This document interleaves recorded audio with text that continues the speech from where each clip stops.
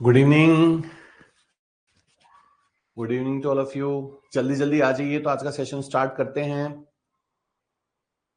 हाँ हाँ, बिल्कुल बिल्कुल बिल्कुल, बहुत स्पीडली आप लोग आ रहे हैं।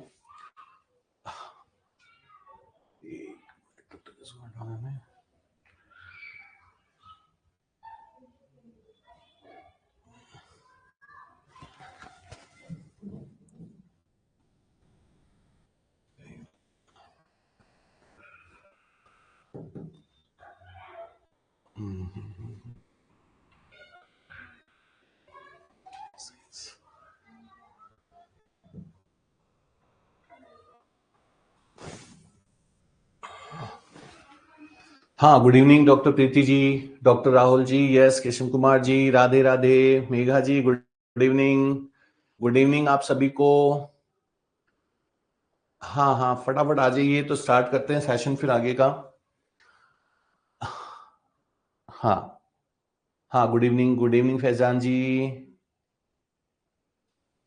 हाँ हाँ हाँ, ईशा जी गुड इवनिंग, गुड इवनिंग। आज का इंग्लिश टेस्ट अच्छा नहीं हुआ, बड़ा डिसअपॉइंटमेंट हुआ।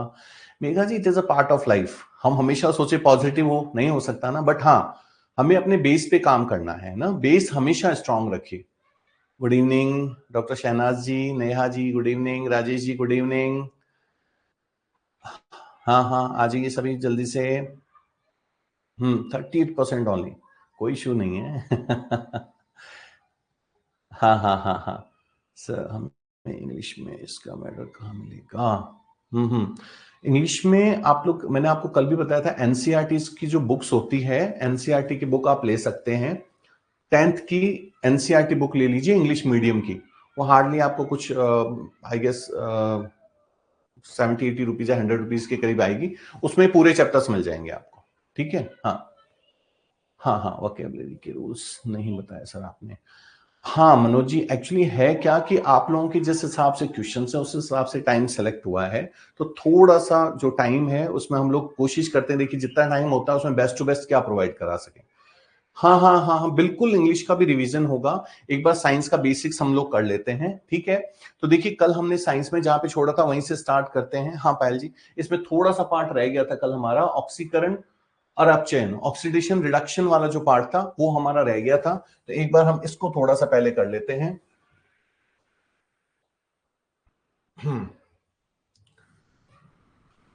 ठीक है, ऑक्सीकरण और अपचयन सर, हाँ करंट अफेयर्स भी होगा, बिल्कुल करंट अफेयर्स भी होगा, आपके सारे टॉपिक्स होंगे, आप ध्यान रखिएगा। और टॉपिक्स ऐसे ही इस तरह से कराए जाएंगे कि आपको एग्जाम्स में किसी भी तरह की कोई प्रॉब्लम नहीं हो। हाँ ठीक है, चलिए अब स्टार्ट कर लेते हैं। देखिए ऑक्सीकरण अभिक्रिया, ऑक्सीकरण अपचयन जब हमने कल किया था। अच्छा, दूसरा हमेशा एक चीज ध्यान रखिए कि दो तरह की नॉलेज होती है, एक होती है प्रैक्टिकल नॉलेज होती है और एक थ्योरेटिकल होती है। जब आप साइंस पढ़ते हैं तो स्पेशली मेरा ये मानना है कि साइंस में आप लोग प्रैक्टिकली चीजों को देखिए। जैसे कल आपने हमने जब डिस्कस किया था, ठीक है, हमने देखा फिजिकल और केमिकल चेंज, भौतिक और रासायनिक परिवर्तन। तो जब आप नेक्स्ट टाइम अपने घर में जाएं तो देखें यहाँ पर फिजिकल चेंज हो रहा है या केमिकल, चाय बन रही है, केमिकल चेंज है या फिजिकल चेंज है। इस तरह के आइडियाज दिमाग में चलते रहने चाहिए। उससे क्या होता है, आपका बेस क्लियर होता है। हाँ हाँ हाँ, बिल्कुल, पेपर जो होता है वो दोनों पार्ट में आएगा। जो जो क्वेश्चंस होंगे वो इंग्लिश और हिंदी, क्योंकि आजकल इंग्लिश भी कंपलसरी है ना, तो हिंदी इंग्लिश दोनों में आते हैं। ठीक है, तो ऑक्सीडेशन और रिडक्शन पे हम चलते हैं।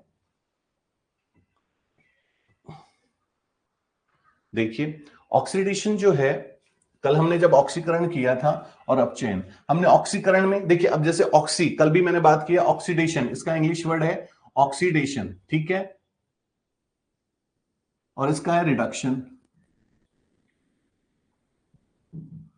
ठीक है, अब इसमें हमेशा एक चीज ध्यान रखिए, ऑक्सी, कल भी बात हुई थी कि ऑक्सीजन इसमें ऐड होगा। जाहिर सी बात है, ऑक्सीकरण में अगर ऑक्सीजन ऐड हो रहा है तो इसमें ऑक्सीजन क्या होगा, कम हो जाएगा, है ना। इसी तरह से देखिए, अब इसमें ऑक्सीजन ऐड हो रहा है तो इसमें हाइड्रोजन की कमी हो जाएगी, हाइड्रोजन कम होते चले जाएंगे। और जो अपचयन है, रिडक्शन है, इसमें हाइड्रोजन हमेशा इंक्रीज होगा, मतलब ज्यादा होता चला जाएगा। ये फॉर्मेट याद रखिए। ऑक्सीकरण अपचयन से रिलेटेड कोई सा भी क्वेश्चन अभी हम करेंगे तब आप देखेंगे कि आसानी से हो जाएगा। इसके अलावा ऑक्सीकरण का एक और ध्यान रखिएगा कि इसमें ऋण विद्युतीय तत्व से संयोग करता है। ये ऋण विद्युतीय का क्या मतलब है? Negative charge, negative charge. ठीक है, तो ऑक्सीजन पे आपको पता होना चाहिए ऑक्सीजन पे कैसा चार्ज होता है, नेगेटिव। और जब ऑक्सीजन इसमें ऐड हो रहा है तो जाहिर सी बात है ऑक्सीजन मतलब ऋण विद्युतीय जो तत्व होंगे वो इसमें ऐड होंगे। ठीक है, ओके, आज का अच्छा था। चलिए, बहुत बढ़िया, बहुत बढ़िया। हाँ, डॉक्टर दिनेश जी का अच्छा पेपर हुआ है आज। सृष्टि जी, हाँ में भी आएगा, हाँ बिल्कुल बिल्कुल, हो गया था वो डिस्कस। तो ये ऑक्सीडेशन रिडक्शन, तो आपको ये पॉइंट ध्यान रखना है, इससे रिलेटेड क्वेश्चंस आप भी आते हैं आपके। ठीक है, अब हम इसमें थोड़ा सा हम आगे की तरफ चलेंगे। हाँ,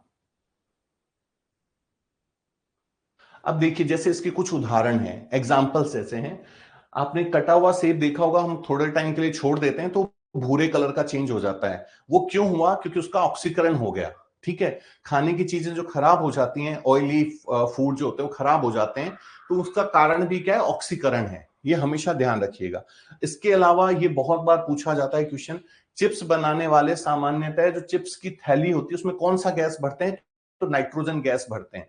इसका कारण क्या है? नाइट्रोजन गैस भर दिया तो उसका ऑक्सीकरण नहीं होगा, तो उसका स्वाद और गंध खराब नहीं होगा।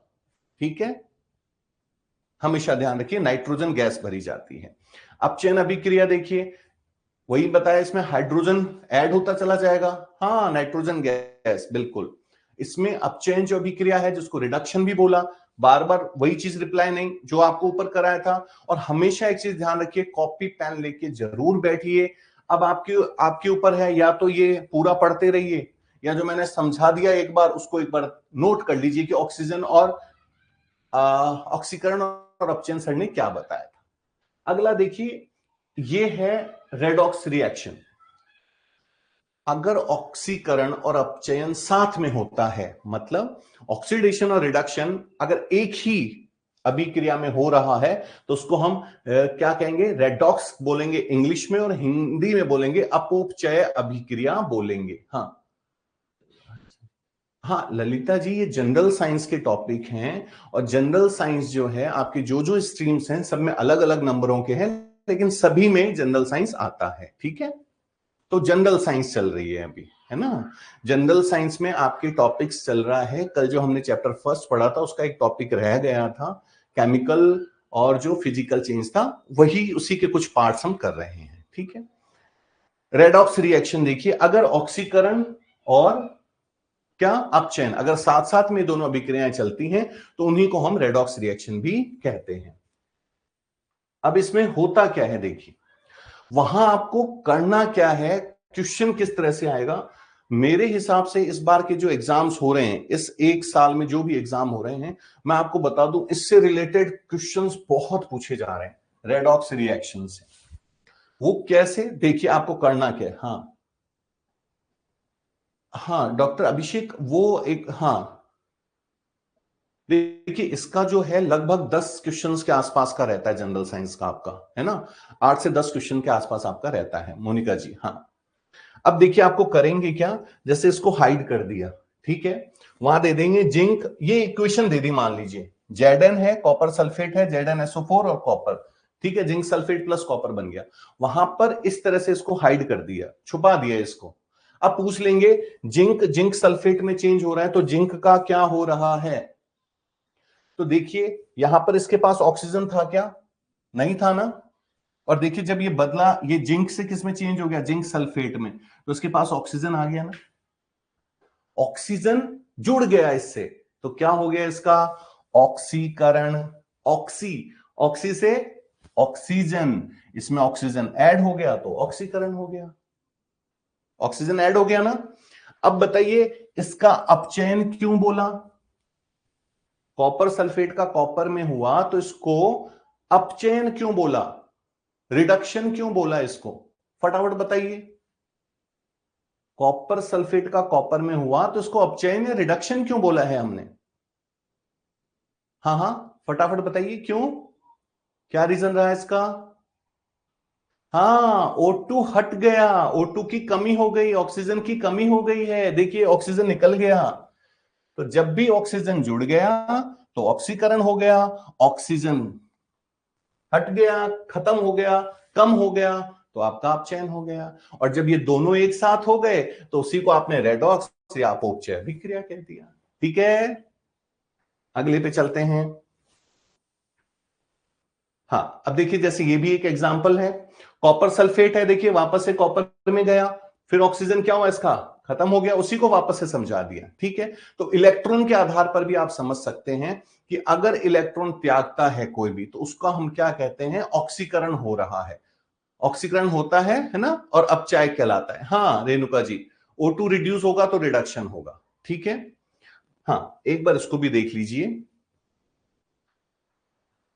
हमेशा एक एक पॉइंट ये वाला देख लीजिएगा एक बार। हाँ, वह पदार्थ जो इलेक्ट्रॉन ग्रहण करता है, जो इलेक्ट्रॉन ग्रहण करेगा अथवा जिसका अपचयन होता है वह ऑक्सीकारक कहलाता है। मतलब जिसका अपचयन हो रहा है, आप ऐसा समझिए, जिसका अपचयन हो रहा है, अपचयन मतलब रिडक्शन हो रहा है, उसको हम ऑक्सीकारक कहते हैं। क्या कहते हैं, ऑक्सीकारक। जिसका भी अपचयन हो रहा है उसको हम क्या कहेंगे, ऑक्सीकारक बोलेंगे उसको। ठीक है, और जो भी इलेक्ट्रॉन देखिए त्यागता है, जिसका ऑक्सीकरण होता है उसको अपचायक कहते हैं।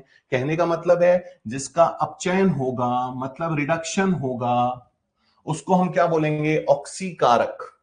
ठीक है, और जिसका भी ऑक्सीकरण होगा उसको हम क्या बोलेंगे, अपचायक। ठीक है, अब हम इस पे अगला पॉइंट देखते हैं। अगला है आपका उत्प्रेरक। उत्प्रेरक क्या होते हैं, उत्प्रेरक वह बाह्य पदार्थ होते हैं जो किसी भी अभिक्रिया की गति को कम या ज्यादा कर सकते हैं, लेकिन कभी भी उसमें खुद इन्वॉल्व नहीं होते। नहीं आया समझ में, मैं बताता हूं, एक काम कीजिए, आपके पड़ोस की कोई भी एक आंटी, हर हर कॉलोनी में या आजकल हर घर के बगल में मिलती हैं, आपने देखा होगा कोई भी अगर, हाँ catalyst, yes catalyst can change the reaction speed, है ना। तो कैटलिस्ट को समझा देता हूं, उत्प्रेरक है क्या एक्चुअली। ये वो बाह्य पदार्थ हैं, जैसे ये वो बाहर के लोग हैं जो इधर की बात उधर कर देते हैं, दोनों में लड़ाई झगड़े करवा दिए। हाँ, रिकमेंड कर सकते हैं क्या प्लीज सृष्टि जी, आपको मैंने बोला एनसीईआरटी 10th लेवल की ले लीजिए आप। ठीक है, आपके बहुत सारे टॉपिक्स उसमें है ना, एनसीईआरटी 10th और 12th की हो जाएगा काम, 10th में ही लगभग आपके बहुत सारा टॉपिक आ जाएगा, है ना। तो लड्डू जी, तो क्या होता है कि वो जो बाहर की आंटी होती है उसका उनका क्या काम होता है, उन्होंने इसकी बात वहां पहुंचाई, उसकी बात यहां पहुंचाई, और जब दोनों खूब लड़ लिए खूब कर लिए, वो साइड में बैठ के मेरे को कोई मतलब ही नहीं। ठीक है, समझ रहे हो मेरी बात, है ना। तो ये उत्प्रेरक जो रेडॉक्स जो कैटलिस्ट जो होते हैं, सॉरी, जो उत्प्रेरक होते हैं, हाँ नारद मुनि राकेश जी ने सही पकड़ा है, ये नारद मुनि मान लो आप इनको। इनका काम क्या है, एक को दूसरे से भिड़ा देना, ठीक है, और भाई हमारा कोई मतलब नहीं है। तो उत्प्रेरक बिल्कुल वैसे के वैसे वो बाह्य पदार्थ हैं जो किसी भी रिएक्शन की स्पीड को बढ़ा भी सकते हैं और कम भी कर सकते हैं, ये दोनों चीजें ध्यान रखिएगा। हाँ हाँ, catalyst can change the reaction, ठीक है, it can change the reaction speed, it can be slowest और fastest, उसको फास्ट भी कर सकता है, स्लो भी कर सकता है। हाँ हाँ हाँ हाँ, हमारे इधर, ठीक है। तो ये उत्प्रेरक हो गए, जो वो बाह्य पदार्थ हैं जो कि क्या करते हैं, रासायनिक गति को चेंज कर सकते हैं, बदल सकते हैं। जैकब बर्जीलियस नामक रासायनिक, ये नाम याद रखिएगा, जैकब बर्जीलियस ने उत्प्रेरक की खोज की थी।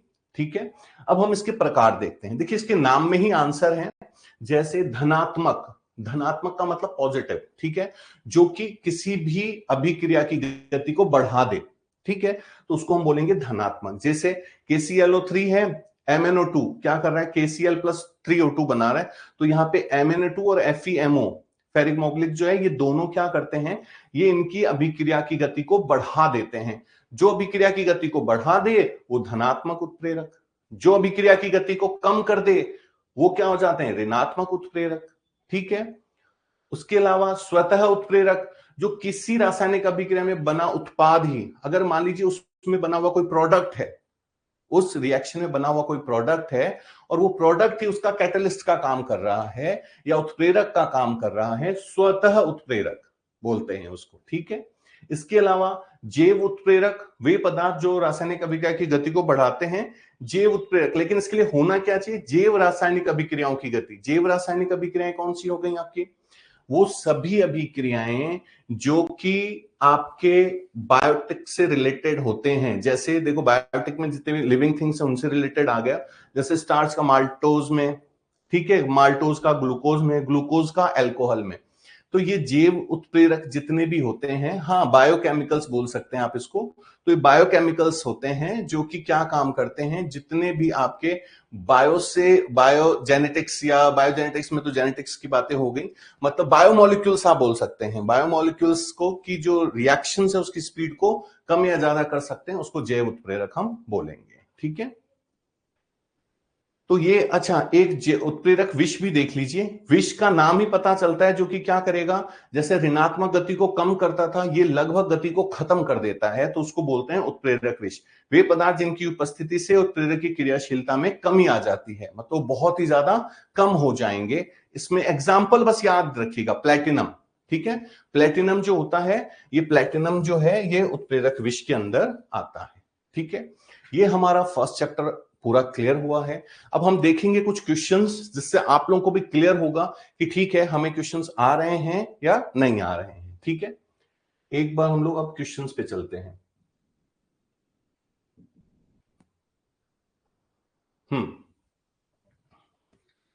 इसमें देखिए, सबसे फर्स्ट जो क्वेश्चन है, मैं थोड़ा सा इसको बड़ा कर रहा हूं ताकि आप लोगों को काफी क्लियर दिखाई दे। ठीक है, निम्नलिखित रासायनिक अभिक्रिया के उत्पाद लिखिए।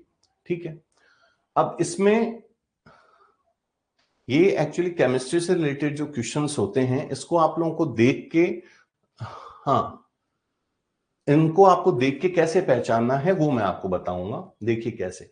सबसे पहले देखिए, FeSO4 और 10H2O है। ठीक है, फेरिक सल्फेट के साथ 7 वाटर मॉलिक्यूल्स हैं।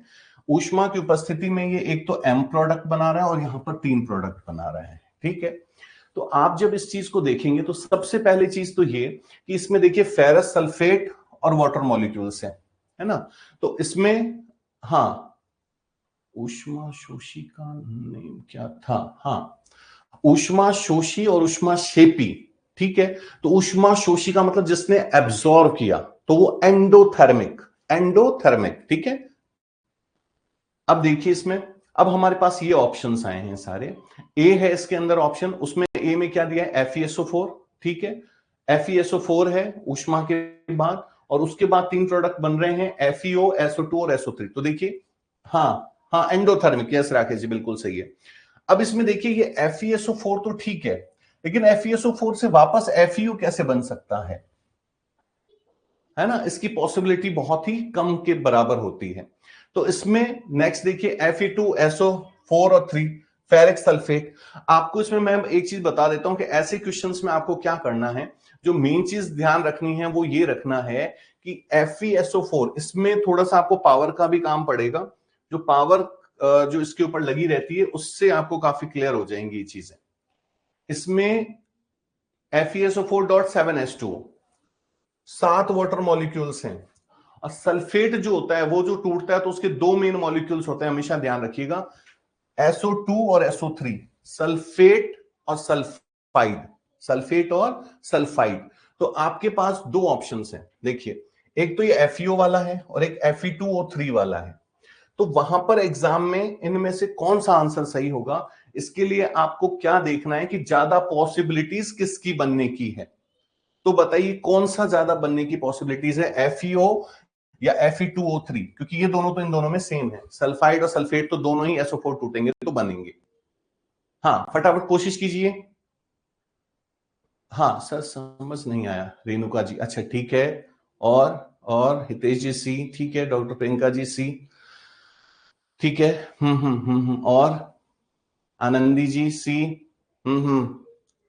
देखिए Fe2O3 जो होता है, ये अगर आप लोगों ने, हाँ, फर्स्ट का सी आंसर ही होगा।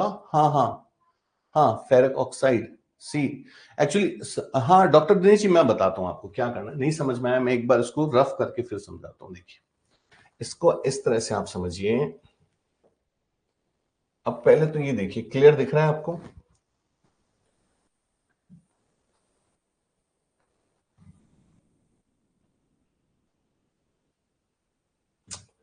इसकी साइज जो है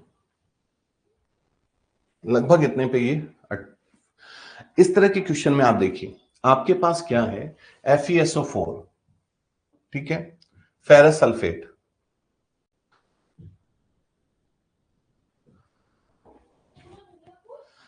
अब हां, इसके अगर आपको चार्जेस पता हो फेरिक का और सल्फेट का, तब आप इस क्वेश्चन को बहुत ही आसानी से कर सकते थे। लेकिन होता क्या है एक्चुअली में, हाँ सर वाइट साइड में लिख के बताओ, हाँ ठीक है प्रभाजी बता रहे हैं।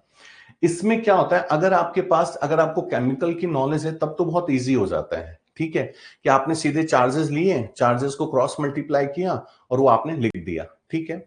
लेकिन अब यहां पर प्रॉब्लम क्या है कि आप लोगों को एटॉमिक नंबर फिर लर्न करो और ये सारा, तो इसीलिए इसमें क्या होता है, कहां मैं बताता हूं मेन चीज क्या पकड़नी है आपको। ये जो SO4 है, इसके दो फॉर्म हमेशा होते हैं, ध्यान रखिएगा। एक तो सल्फेट होता है और एक सल्फाइड होता है, ठीक है। इनके चार्जेस भी होते हैं -3 और -2, ठीक है। ये दो फॉर्म होते हैं। जब भी ये सल्फेट टूटेगा तो ये SO2, इसे ऐसे ध्यान रखिए, अगर चार्ज भी याद नहीं रहे तो कोई बात नहीं, SO2 और SO3 में टूटता है। SO4 जो टूटेगा वो SO2 और SO3 में टूटेगा, ठीक है। तो आपके पास इसके दो ऑप्शन थे, देखिए, एक ये और एक ये, ठीक है, और एक ऑप्शन ये रहा, है ना। अब बात आ गई कि FeSO4, ठीक है, फेरस सल्फेट में सब क्या है मेरे पास, Fe, फेरस से क्या क्या पॉसिबिलिटीज है। तो देखिए, फेरस से अगर फेरस ऑक्साइड और Fe2O3, तो आप देखेंगे फेरस यानी लोहा, ठीक है। तो लोहे के जब आप फेरस में जब जाएंगे तो उसके जब आप देखेंगे कि फेरस किस किस फॉर्म में मिलता है, तो उसमें आप देखेंगे Fe2O3 जो होता है, ये इसका एक फेरस सल्फेट का एक पार्ट है, जबकि FeO नहीं है, फेरस ऑक्साइड नहीं होता उसका पार्ट, ठीक है ना। तो इसमें क्या होता है, ये एक फेरिक का पार्ट है Fe2O3, तो इसीलिए इसकी पॉसिबिलिटीज ज्यादा है ना। और अगर वैसे आप देखना चाहें तो मैं आपको वो भी एक चीज सिखा देता हूं कि आप लोग, लेकिन उसके लिए क्या, आपको कम से कम 30 तक के आपको एटॉमिक नंबर्स लर्न होने चाहिए। उसका जो चार्जेस है तो वो फिर काफी टाइम लगेगा, इसलिए मैं उसमें नहीं जाना चाह रहा हूं, ठीक है। मेन चीज आप ध्यान रखिए कि सल्फेट जो है उसके दो पार्ट हैं, और Fe जो है उसका स्टेबल स्टेज ये है Fe2O3, ठीक है। अगले प्रश्न पे चलते हैं, ये आप सब बताएंगे मुझे। इसमें देखिए, ये अभिक्रिया दे दी, अब ये पूछ रहा है इसमें क्या चीज पॉसिबिलिटीज है ना। डिफरेंस रिएक्शन आ गई तो, हाँ डॉक्टर दिनेश जी, अगर इसे डिफरेंट रिएक्शन आ जाती है तो उसके लिए आप क्या करेंगे कि आपके पास जो भी जितनी नॉलेज है, मैं उसका भी एक काम करूंगा, मैं आपको एक बार हिंट दे देता हूं। जैसे उच्चे मीन्स उच्चे, हाँ, आप क्या करेंगे, जैसे ऑक्सीजन पे आप, जैसे मान लीजिए आप कोई सी भी रिएक्शन बना रहे हैं, सपोज दैट आपने बना लिया कार्बन क्लोराइड, स्टेबल स्टेज कैसे निकालते हैं वो मैं बता देता हूं आपको। पहले तो इसका आपको आउटर मोस्ट में देखना पड़ेगा कि चार्जेस क्या होते हैं। जैसे मैग्नीशियम क्लोराइड है, कल भी मैंने शायद समझाया था, आप देखेंगे कि मैग्नीशियम पे चार्ज होता है 2 और क्लोरीन पे 1, तो इसकी जो स्टेबल स्टेज होगी वो क्या होगी, Mg पे तो 1 रह जाएगा, क्लोरीन पे 2, तो MgCl2। तो जब भी MgCl मिलेंगे तो MgCl2 बनाएंगे। ये मैंने, हाँ ये मैंने बताया है कि भाई कैसे हम फॉर्मूले को चेक कर सकते हैं, ठीक है। एक बार वापस से अपने फॉर्मूले पे आते हैं। नीचे दिए गए अभिक्रिया के संदर्भ में कौन सा कथन असत्य है, ये कह रहा है कौन सा कथन असत्य है। असत्य मतलब गलत है, ठीक है। हाँ, एक मिनट देखते हैं, देखिए, अरे ये कौन सा कथन हो गया।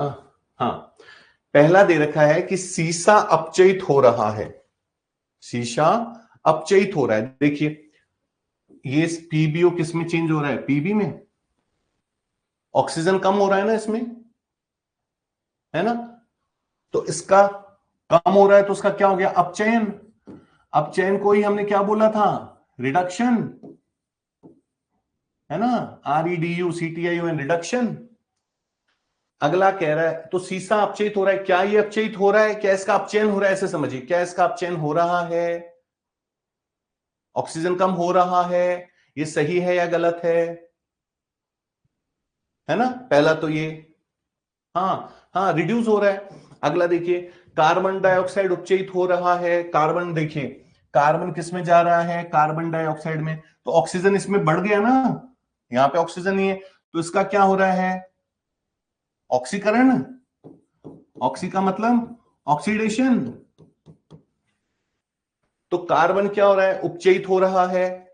उपचयित का मतलब जिसका ऑक्सीकरण होगा उसके लिए उपचयित वर्ड यूज करेंगे, ऐसे समझिए, ठीक है। तो ये दोनों कंडीशन तो सही हो रही है हमारे पास, ठीक है। हाँ हाँ, सी इज ऑक्सीडाइजिंग। हाँ, अभी देख लेते हैं। अब ये क्या कह रहा है, देखिए, कार्बन उपचयित हो रहा है। अब इसने बोला कार्बन डाइऑक्साइड उपचयित हो रहा है।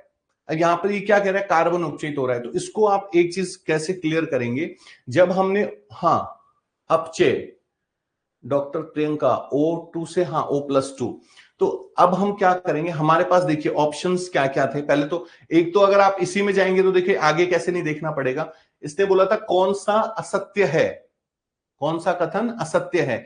तो इसमें हमारे पास था फर्स्ट सेकंड, तो फर्स्ट सेकंड तो हमने पहले ही देखा कि सत्य है, ठीक है। अब ये कह रहा है फर्स्ट सेकंड थर्ड, क्या ये तीनों असत्य हो सकते हैं, तो ये दोनों तो सत्य हैं ही, तो इसमें तो जाना ही नहीं है। अब बच गए थर्ड फोर्थ और उपयुक्त सभी, तो उपयुक्त सभी वाला हो ही नहीं सकता क्योंकि फर्स्ट सेकंड तो सत्य है। तो क्या बचा आपके पास, बी। एक तो ये तरीका हो गया, ठीक है, डायरेक्ट देख लीजिए। नहीं तो दूसरा आप इस तरह से बना के देख लीजिएगा। हमेशा ध्यान रखिए, जिसका भी ऑक्सीकरण हो रहा है, ठीक है, ऑक्सीकरण, उसमें ऑक्सीजन ऐड हो जाएगा। जिसका अपचयन हो रहा है उसमें ऑक्सीजन कम हो जाएगा। जो मैंने पहले बताया था बस उसी चीज पे आपको रहना है, ठीक है।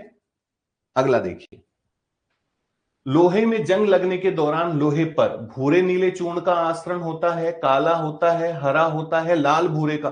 तो ये तो आप सभी को लगभग पता है कि इसमें लाल भूरे चूर्ण का आस्तरण मतलब कवरिंग जो होती है वो कैसे होती है, उसमें लाल भूरे कलर की होती है जंग की, है ना। तो इसमें तो कोई इश्यू वाला क्वेश्चन ही नहीं है, तो बहुत इजी सा दिया है। अब इसमें वापस से पूछा है, देखिए, पीबी और HCl उक्त समीकरण को संतुलित कीजिए।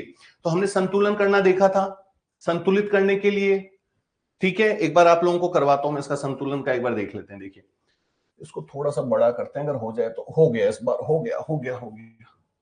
अब इसमें देखिए, इसके कुछ नहीं करना है सर। हाँ, मेरे आयरन सिंह की थी, मेरा आर्ट्स थी, ये सब कौन सी बुक में है जो पढ़ा रहे हो।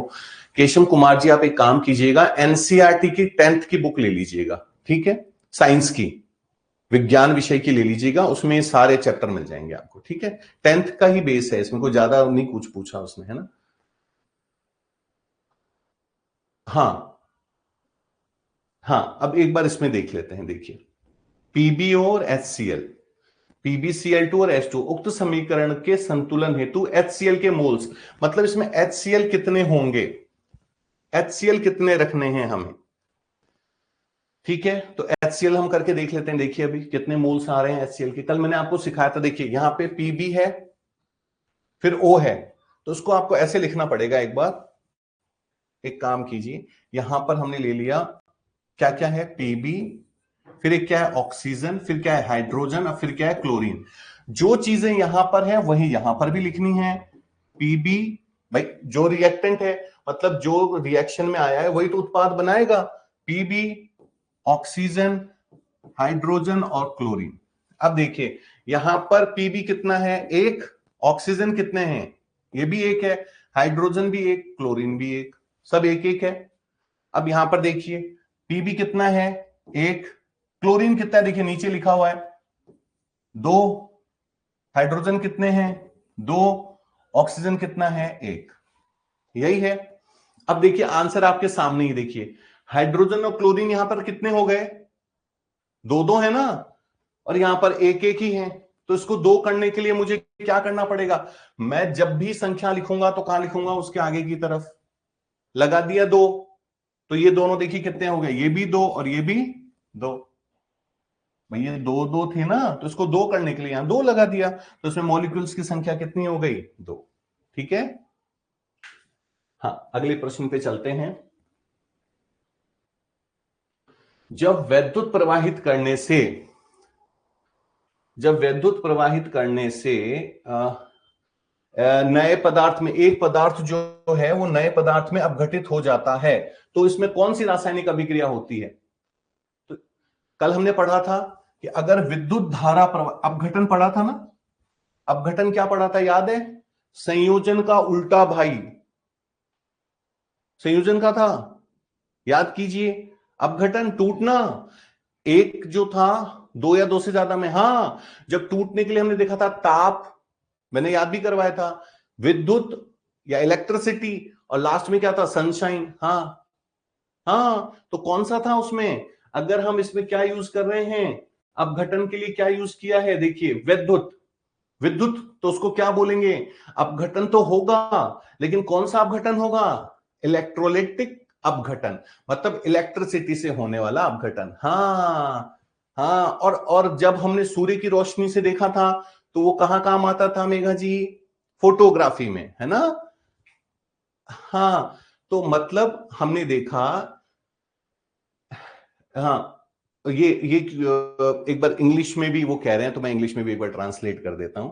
सब्ट्रैक्शन रिएक्शन जो हमने देखी थी उसके अंदर हमने देखा था ड्यू टू इलेक्ट्रिसिटी, अगर हम इलेक्ट्रिसिटी पास करके अगर उसका क्या कर रहे हैं, सब्ट्रैक्शन रिएक्शन कर रहे हैं, तब हम उसको क्या बोलेंगे? Electrolytic subtraction reaction. ठीक है, अगला प्रश्न, कौन सा विकल्प रासायनिक परिवर्तन है? कौन सा रासायनिक विकल्प, हमने कल खूब डिस्कस किया है इस पे कि रासायनिक परिवर्तन कौन सा है, तो दूध का दही में परिवर्तित होना, है ना? दूध का दही में परिवर्तित होना, क्योंकि दही से वापस हम दूध नहीं बना सकते। ठीक है, अगला आ जाइए, अपोपचय, ये अपचयोपचय जो है इसको क्या बोलना था हमने? Redox reaction. ठीक है ना? तो रेडॉक्स रिएक्शन में किस पदार्थ से हाइड्रोजन का निष्कासन कहलाता है? हाइड्रोजन का निकलना या हाइड्रोजन का कम होना किसमें होगा? हाँ हाँ हाँ, यस, हाइड्रोजन का निकलना, निष्कासन, मैंने आपको वही समझाया था, ऑक्सीकरण, ऑक्सीजन का जुड़ना, ऑक्सीजन का निकलना, तो इधर क्या हो जाएगा? हाइड्रोजन का, हाँ, हाइड्रोजन का निकलना, ऑक्सीकरण रिएक्शन। ठीक है, अगला देखते हैं। अब 8th के बाद शायद इधर की साइड है ये, हम आ गए हैं, ये आ गए। अब ये है, मिलाए जाते हैं चिप्स की थैली में उपचयन रोकने हेतु नाइट्रोजन गैस मिलाते हैं, ये तो क्वेश्चन में चले गया। कमी होती है, वृद्धि होती, एक क्वेश्चन शायद यहां रह रहा है 8th वाला। हाँ, ऑक्सीकरण अभिक्रिया में विद्युत ऋणात्मक तत्व अथवा समूह के अनुपात में ऑक्सीकरण में ऑक्सीजन का जुड़ना, तो ऑक्सीजन पे कौन सा चार्ज था? माइनस, माइनस मतलब नेगेटिव, ऋणात्मक, तो उस समूह का क्या होगा? ऑप्शन है आपके पास, देखिए, कमी होगी, वृद्धि होगी, ना कमी ना वृद्धि ना, तो जाहिर सी बात है अगर ऑक्सीडेशन हो रहा है, हाँ, तो ऑक्सीडेशन का मतलब ऑक्सीजन जुड़ रहा है, ऑक्सीजन पे नेगेटिव चार्ज है, ऋणात्मक है, हाँ, ऑक्सीजन पे नेगेटिव चार्ज है, तो जब नेगेटिव चार्ज ऐड होगा तो क्या होगा? नेगेटिविटी ज्यादा इंक्रीज हो जाएगी, है ना? तो नेगेटिविटी इंक्रीज हो जाएगी। ठीक है, हाँ, आरती जी क्लियर हुआ आपको? हाँ, अगला देखिए, खाद्य पदार्थों में दुर्गंध आने का मुख्य कारण वसा और तेलों का क्या है? वसा और तेलों का क्या हो जाता है? फैट, और जो आपके जो ऑयल्स हैं इनका क्या हो जाता है? अभी हमने बात की थी, चीजें जो खाने की चीजें जो खराब हो जाती हैं वो क्यों खराब हो जाती हैं? उसका क्या हो जाता है? ऑक्सीडेशन, ऑक्सीकरण, है ना? ऑक्सीडेशन या ऑक्सीकरण। ठीक है, हाँ हाँ, ऑक्सीडेशन, यदि घोल से धातु ए धातु बी को प्रतिस्थापित कर देता है, ए क्या कर रहे हैं? ए क्या कर रहा है? बी को प्रतिस्थापित कर रहा है, हटा रहा है, हट जाए यहां से, मैं बैठूंगा अब यहां पे। ए ने क्या किया? बी को हटा दिया और बैठ गया वहां पर। कौन सी रिएक्शन हुई? कौन सी हुई? विस्थापन, विस्थापन, याद कीजिए, displacement reaction, when one person means one atoms or molecule can replace the other atom or molecules, जब एक पदार्थ या मोल क्या करता है? दूसरे पदार्थ या मोल को उसकी जगह से हटा देता है, तो यहां पर कौन है पावरफुल? देखिए, ए क्या कह रहा है? हट जा, मैं बैठूंगा यहां पे। ए ने बी को हटा दिया, तो कह रहा है तो धातु ए, ए क्या है? बी की तुलना में अधिक प्रतिक्रियाशील या बी की तुलना में कम प्रतिक्रियाशील?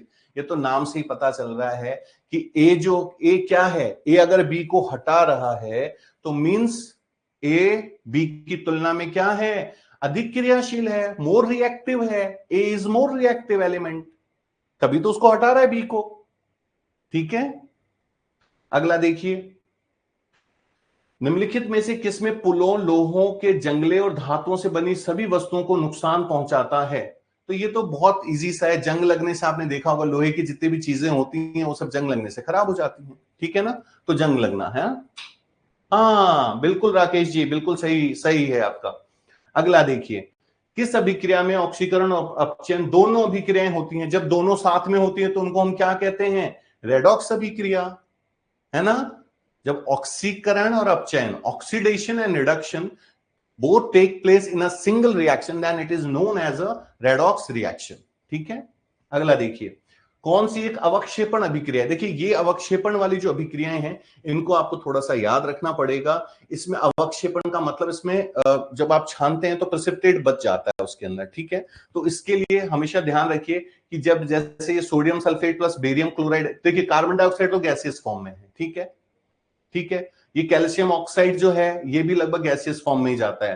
तो ये बेरियम सल्फेट जो होता है ये सॉलिड फॉर्म में रहता है, सॉलिड समझ गए, ठोस अवस्था में, तो ये अवक्षेपण की फॉर्म में रहता है, हाँ प्रेसिपिटेट के फॉर्म में रहता है। तो इस तरह से आप इसको चेक कर सकते हैं कि जो सॉलिड फॉर्म में रहने के ज्यादा चांसेस होंगे उसका ही अवक्षेपण होगा, मतलब वही प्रेसिपिटेटेड की फॉर्म में रहेगा।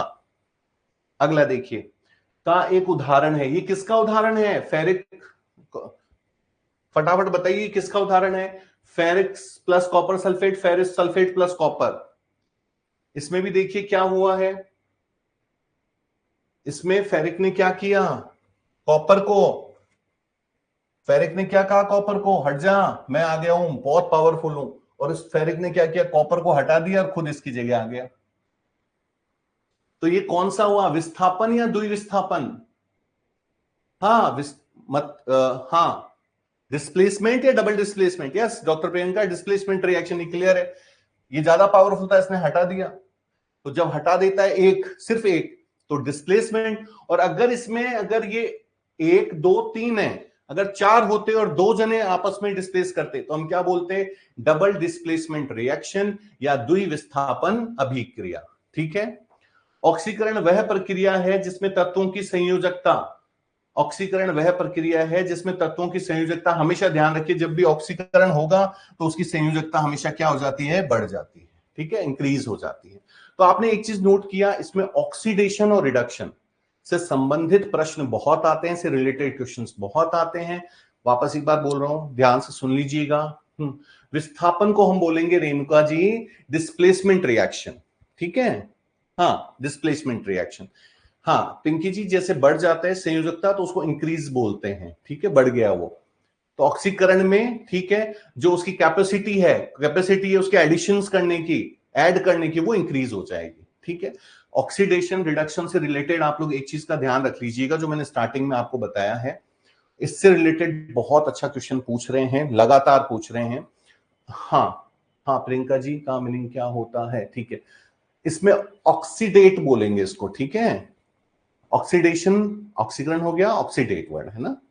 तो इसमें ध्यान रखिए, ऑक्सीडेशन रिडक्शन, ऑक्सीडेशन है, मैं एक लास्ट पॉइंट आप लोगों को और बता देता हूं, फटाफट देख लीजिएगा एक बार, या आ जाए, एक बार आ गया, ये देखिए, ऑक्सीजन का ऐड होना, ठीक है, रिडक्शन में ऑक्सीजन चला जाएगा, ध्यान रखिएगा 90% चांस है इससे रिलेटेड क्वेश्चन है, गौर से देख लीजिए। तो इसमें हाइड्रोजन कमी हो जाएगी, ये मैं ऑक्सीकरण के बारे में बता रहा हूं, और ये मैं बता रहा हूं ऑक्सीकरण, और ये हो गया आपका रिडक्शन, रिडक्शन को बोलिए अपचयन, ठीक है, और इसमें हाइड्रोजन जो है वो, और इसमें जो नेगेटिव चार्ज है, इसमें ऋणात्मक चार्ज होता है, नेगेटिव चार्ज होता है, वो हमेशा बढ़ेगा, इंक्रीज होगा, और इसमें हाइड्रोजन मतलब धनात्मक चार्ज जो है वो हमेशा बढ़ेगा। बस इस चीज को ध्यान रखिएगा, ठीक है। ये ऑक्सीडेशन रिडक्शन, ये हमारा चैप्टर फर्स्ट था। अब हम चैप्टर सेकंड थोड़ा सा आज स्टार्ट करेंगे। ये है अम्ल, क्षार एवं लवण। अम्ल आप लोगों ने देखा ही होगा, अम्ल खूब सुना होगा, जितने भी खट्टे पदार्थ होते हैं वो सारे अम्ल होते हैं। हाँ, हाँ, डॉक्टर संतोष जी कह रहे हैं सेकंड नंबर क्वेश्चन, एक मिनट में देख लेता हूं डॉक्टर संतोष जी क्या है ये। सेकंड नंबर क्वेश्चन था, हाँ, कौन सा कथन असत्य है। इसमें आप एक काम कीजिएगा, देखिए मैं बताऊं, सबसे मेन चीज इसमें आप पहले ऑक्सीकरण और अपचयन, ठीक है, इन दोनों को मतलब ऑक्सीडेशन रिडक्शन, इसमें से ये ढूंढिएगा ऑक्सीडेशन रिडक्शन, तो आपको अपने आप इसमें क्लियर हो जाएगा। फिर भी दिक्कत हो आप मुझे बताइएगा, मैं करवाता हूं, ठीक है। दोनों में ही बढ़ेगा क्या सर? संयोजकता ऑक्सीडेशन में बढ़ेगी, सिर्फ ऑक्सीडेशन में ही संयोजकता बढ़ेगी, ध्यान रखिएगा। अम्ल, क्षार एवं लवण। अब देखिए जो अम्ल होते हैं, अम्ल जो होते हैं वो स्वाद में खट्टे होते हैं, ठीक है। ये तो आप सभी को पता है कि जो अम्ल हैं वो स्वाद में खट्टे होते हैं, ठीक है। और ये लैटिन भाषा, ये देखिए लैटिन भाषा के एक्री से लिया गया है, जिसका अर्थ होता है खट्टा, ठीक है। यह रॉबर्ट बॉयल द्वारा सर्वप्रथम प्रयोग किया गया था, ये ध्यान रखिएगा। एक मिनट, ये साइंटिस्ट का नाम ध्यान रखिए, रॉबर्ट बॉयल एक्री, और जिसका अर्थ होता है खट्टा, ठीक है। इसमें इसमें जो मेन चीज है वो ये है कि इसमें आप देखेंगे कि हाइड्रोजन इसमें मेन है, हाइड्रोजन। अम्ल जो होता है ध्यान रखिएगा, H plus ion, H plus ion, अम्ल में H प्लस आयन जितने ज्यादा होंगे, H प्लस आयन जितने ज्यादा होंगे, H प्लस आयन जितने ज्यादा होंगे उतने ही ज्यादा उसकी एसिडिटी होगी, मतलब वो उतना ही ज्यादा अम्लीय होगा, ठीक है। और जितना OH माइनस होगा उतना ही वो क्षार में चला जाएगा। तो हम अभी अम्ल की बात कर रहे हैं, तो अम्ल में ध्यान रखिए H प्लस आयन। हाँ डॉक्टर गोविंद जी, क्वेश्चन नंबर 9, अच्छा आप लोग ऐसा है, एक बार मैं टॉपिक पहले आपको एक बार बता ही देता हूं क्या है। क्वेश्चन नंबर 9 देख लेते हैं एक बार, आपकी क्वेरीज आई गई है। तो क्वेश्चन नंबर 9, खाद्य पदार्थों में दुर्गंध आने का मुख्य कारण वसा और तेलों का फिलिंग द ब्लैंक्स। जो खाने की चीजें खराब होती हैं ना, उनमें होता क्या है, जो आपने फैट यूज किया, ठीक है, या आपने ऑयल यूज किया, तो उनका ऑक्सीडेशन हो जाता है। क्या हो जाता है? ऑक्सीडेशन हो जाता है उनका। तो ऑक्सीडेशन होने के कारण वो क्या हो जाते हैं, खराब हो जाते हैं, उनमें बदबू आने लगती है या दुर्गंध आना शुरू हो जाता है, ठीक है। ऑक्सीडेशन है ना, जिसको ऑक्सीकरण भी कहते हैं। हाँ, तो ये देखिए, तो H प्लस, ये हमेशा ध्यान रखिए, अम्लीय पदार्थ जो हैं वो H प्लस आयन देंगे, है ना। मैं आपको एक चार्ट दूंगा, इसमें उस चार्ट को आपको अच्छे से करना है, क्योंकि उसमें से पिछले 5-7 साल में उठा के देख लीजिए, जब भी अम्ल में से या क्षार में से पूछा जाता है तो उनमें से अधिकतर पूछा जाता है। और मुझे लग रहा है जहां तक आप लोगों को क्लियर भी होगा, क्योंकि आप लोगों का सब्जेक्ट ही ऐसा ही है कि उसमें ये सब काम आती हैं चीजें, है ना। तो देखिए हाइड्रोक्लोरिक एसिड का जलीय विलयन को अगर हम आयनित करेंगे, आयनित करने का मतलब है इसमें से आयन अलग कर दीजिए। तो मैंने आपको समझाया था लास्ट टाइम भी कि HCl पहला वाला हमेशा प्लस होगा, दूसरा हमेशा माइनस होगा, ठीक है। ये स्वाद में कैसे होते हैं, तो खट्टे होते हैं। इनमें से hydrogen gas H plus ion निकलेगा। सबसे इंपॉर्टेंट ये ध्यान रखिएगा कि ये नीले लिटमस पेपर को लाल कर देते हैं, ठीक है। अब आप ये याद रखने में थोड़ी दिक्कत आएगी आप लोगों को, तो इसके लिए मैं आपको एक फॉर्मूला बताता हूं। अनिल कपूर, ये तो याद रहेगा, हीरो तो याद रहेगा, है ना। अनिल कपूर, इससे हम याद रखेंगे, देखिए कैसे, अनिल, ठीक है। अनिल कपूर में A4 एसिड, एसिड मतलब समझ गए ना, अम्ल के बारे में जो पढ़ रहे हैं, अम्ल, N यानी नीले, कोई किसमें चेंज कर देगा, लाल, नीले लिटमस पेपर को लाल में चेंज करता है अनिल, ठीक है। ये ध्यान रखिएगा, ये बहुत बार पूछा जाता है लिटमस पेपर से रिलेटेड। तो ये ध्यान रखिए, नीले लिटमस को ये क्या कर देगा, नीले को लाल में चेंज कर देता है, ठीक है। और जब भी अम्ल क्षार आपस में मिलेंगे तो हमेशा लवण प्लस जल को बनाते हैं, ठीक है। ये देखिए, मैं जो भी आपको कह रहा था, वो जो चार्ट है ये आपको अच्छे से देखना है। इससे रिलेटेड क्वेश्चंस बहुत पूछे जाते हैं, जैसे साइट्रिक अम्ल। अब नींबू, संतरा, मौसमी, अंगूर, जितने भी खट्टे जो हमारे पास जो खट्टे नींबू है, संतरा है, मौसमी है, नेचुरली जो आते हैं उसमें साइट्रिक अम्ल होता है, ठीक है। सिरका, ठीक है, इथेनॉल के किण्वन से जो बनाते हैं, हाँ हाँ हाँ, इसका देखिए ये है एसिटिक अम्ल आता है इसमें, एसिटिक एसिड जिसको कहते हैं, ठीक है। लैक्टिक, ये तो दूध से संबंधित है, तो आप समझ ही गए होंगे, दूध, ये ध्यान रखिएगा। प्लस मांसपेशियों में जो व्यायाम के दौरान उत्पन्न होता है, ये लैक्टिक एसिड मसल्स में कैसे, मांसपेशियों मतलब मसल्स में कैसे बनता है, कोई बता सकते हैं? लैक्टिक एसिड मसल्स में कैसे बनते हैं? मसल्स में कैसे बनते हैं लैक्टिक एसिड्स? एनीवन, कोई भी? अच्छा चलिए, कोई नहीं, मैं आपको बता देता हूं। क्या होता है कि जब आपने देखा होगा, जब आप एक्सरसाइज कर रहे हैं या रनिंग कर रहे हैं, या क्रिकेटर्स को देखा होगा आपने कि अचानक से उनके पेन होता, क्रैम्प्स आ गए, अरे क्रैम्प्स, क्रैम्प्स एक्चुअली क्या है? हाँ, muscles contraction, absence of oxygen, yes, less of oxygen, है ना, या एब्सेंस ऑफ ऑक्सीजन, यस, आरती जी ने बिल्कुल सही आंसर दिया है कि एक्चुअली होता क्या है, ऑक्सीजन की कमी के कारण वहां पर जो ऑक्सीजन है उसकी सप्लाई पूरी नहीं हो पा रही है, तो मसल्स में जो सेल्स हैं वो लैक्टिक एसिड बनाना शुरू कर देते हैं, जिसके कारण क्रैम्प्स आना शुरू हो जाता है, ठीक है। आपने देखा होगा जिन लोगों को, अधिकतर महिलाओं को, जब हाथ पैरों में बहुत दर्द रहना लग जाता है या सूजन आने लग जाती है, उसका कारण क्या? बहुत दर्द या सूजन जब फील होता है, ब्लड की कमी, ब्लड में हीमोग्लोबिन, हीमोग्लोबिन का लेवल जैसे ही कम हुआ तो उसमें ऑक्सीजन, हीमोग्लोबिन ही तो पहुंचा रहा है हर जगह, ऑक्सीजन को लाना, CO2 को ले जाना, लाने ले जाने का काम कौन कर रहा है? हीमोग्लोबिन कम हो गया तो ऑक्सीजन की सप्लाई प्रॉपर नहीं होती, तो उनके हमेशा दर्द रहता है, अलग अलग पार्ट्स में दर्द रहता है ना, तो लैक ऑफ ऑक्सीजन के कारण भी लैक्टिक एसिड बनता है, ये ध्यान रखिएगा, ठीक है। अगला है टार्ट्रिक। टार्ट्रिक देखिए किस किस में है? अच्छा, इसमें एक चीज देखिए, अंगूर में साइट्रिक भी था, टार्ट्रिक भी है ना। इसके अलावा केले, इमली, वाइन निर्माण में भी टार्ट्रिक एसिड का उपयोग किया जाता है। अब हम आते हैं मैलिक पे। मैलिक एसिड, सेब, नाशपाती, चेरी, ये जो फ्रूट्स वाले हैं उनमें मैलिक होता है, मैलिक एसिड। एस्कॉर्बिक जो है वो खट्टे फल जितने भी हैं, जैसे strawberry, kiwi, guava, ascorbic acid उसमें मिलता है। इसके अलावा सब्जियां भी हैं। ऑक्जेलिक एसिड, पालक, चौलाई, चुकंदर के पत्ते, अन्य पत्तेदार सब्जियां, ये ध्यान रखिए, ऑक्जेलिक के लिए पत्तेदार सब्जियां, ठीक है। पत्तेदार सब्जियां जितनी भी हैं उनमें ऑक्जेलिक एसिड मिलेगा। फार्मिक एसिड, ये ध्यान रखिएगा, ये बहुत पूछा जाता है, चींटी जो काटती है, जो दर्द होता है, या मधुमक्खी का डंक बिच्छू के काटने में, ठीक है, ये जो छोटे छोटे एनिमल काटते हैं उनसे जो हमें दर्द होता है, उसका कारण है फार्मिक एसिड, ठीक है, या फार्मिक अम्ल जिसको आप बोलते हैं। अगला देखिए, बेंजोइक अम्ल, कैनबेरी है, आलू बुखारा है, अन्य जामुन वगैरह, इनमें बेंजोइक एसिड है।